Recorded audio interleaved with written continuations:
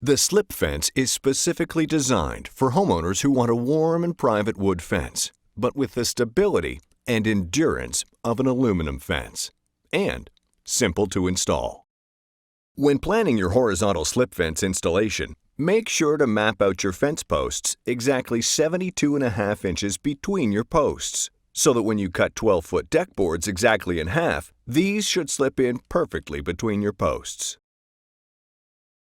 Dig 8-inch diameter post holes 36 to 48 inches deep and fill the bottom with a few inches of gravel if required for drainage. Colder climates may require a deeper post hole. Insert the square aluminum post into the hole and ensure that the post is at least 76 inches from the ground to the top of the post for a 6-foot fence. Pour concrete into the hole around the post to set. Then lay a 6-foot-long board on the ground for your spacing between the posts, making sure to leave approximately a 1/4-inch play between the post and the board on both sides for the thickness of the channels, or just make sure that the space between the posts is 72.5 inches. Do the same for the next posts in the fence line. While the concrete is still wet, level each post on both X and Y axis. Repeat this same procedure for all posts in your fence project. When the concrete is dried, place one of your deck boards flat on the ground between your posts and shim it up to level. This provides the proper space off the ground for your first channels to be fastened to your first 2 posts. Now, place the channel against the side of the post that faces the next post, as close to the center of the post as possible. And sitting on top of the board that you had laid flat on the ground, level this channel on the post in the center of the post. Then fasten it to the post with stainless steel self-drilling screws provided in the kit. Once the channel is fastened to the first post, ensure the board that is flat on the ground is level, and this will be the seat for the channel on your next post. Then fasten the second channel to the second post with the self-drilling screws provided, and you should have 2 channels facing each other between 2 posts that are exactly level with each other.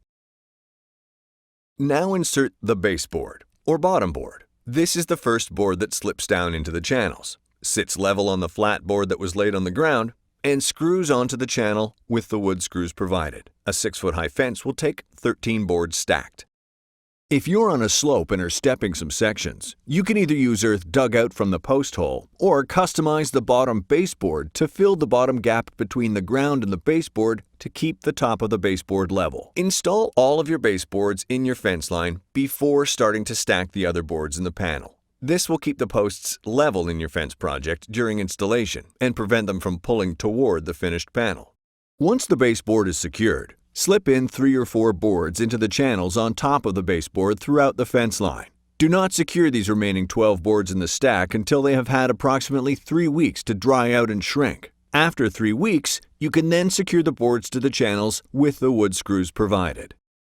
Once all the boards have been inserted and the fence looks complete, this is when you would install the optional horizontal cap rail. Simply remove the top board and trim the cap rail to the same length as this board. Then, slip the cap rail onto this board and secure it to the top of the board with 2 wood screws in the channel kit, 1 on each end. Then, replace this board back onto the top of the panel and secure it to the channels after the 3-week shrinking period. The cap rail fits inside of the 2 side channels to provide some flexibility to level if necessary. Then tap on the self-tightening aluminum post cap with a rubber mallet to all the posts.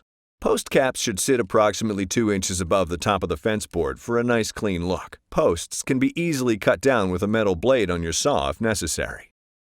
To construct a 7-foot-high horizontal slip fence, ask for the HCK07, which takes 15 boards stacked. And for an 8-foot-high horizontal slip fence, ask for the HCK08, which takes 17 boards stacked. Gates can be added anywhere in the Tahoe slip fence, provided the gate hardware can fasten to a 3-inch square aluminum fence post. Slip fence gate kits are available to custom build your gate on site. What you have now is a warm and private wood fence with the strength and endurance of an aluminum fence. Build a better fence. Slip Fence by Tahoe Products Group.